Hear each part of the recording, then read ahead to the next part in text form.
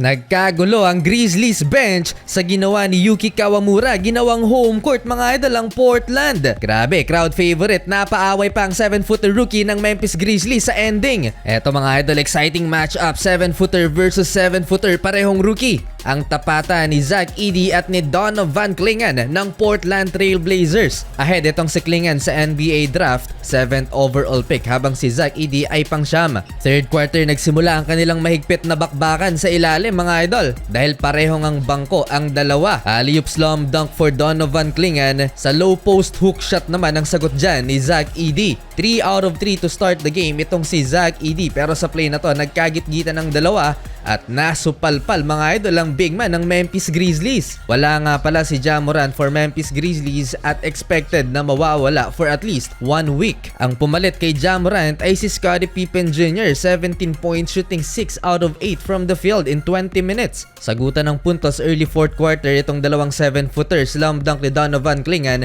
3-pointer naman ni Zach Edey. At dahil malaki ang kalamangan ng Memphis Grizzlies, nabigyan ng mas maagang pagkakataon si Yuki Kawamura dito sa fourth quarter na ipasok sa laro ang 5'8" point guard mula sa Japan. Kahit crowd ng Portland Trail Blazers napacheer kay Yuki Kawamura, parang LeBron James Jr. vibe lang.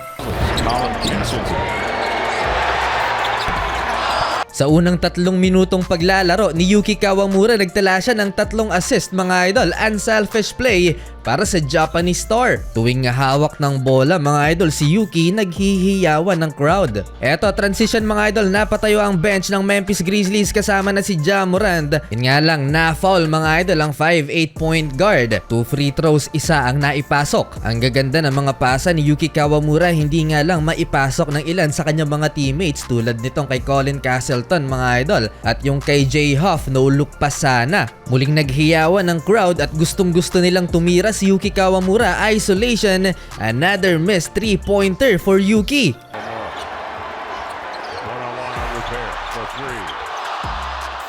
Wala nang 1 minuto mga idol, finally naipasok ni Yuki Kawamura ang kanyang second field goal ng kanyang NBA career. Turnaround jumper pa, grabe yung hype ng Grizzlies bench. Certified crowd favorite itong si Yuki Kawamura kahit saan pumunta mga idol. Pagkatapos ng laban mga idol, anyari at napaaway ang rookie na si Zach Edey. Last 3 seconds kasi tinangkapan ng Portland Trail Blazers player na to. Nadakdakan mga idol ang 7-footer pero nasupalpal ni Zach. Nagkomprontahan at umawat ang lahat sa dalawa. Well, sa uli, panalo pa rin ang Memphis Grizzlies 134-89. 3 points, 4 assists for Yuki sa loob ng 8 minutes.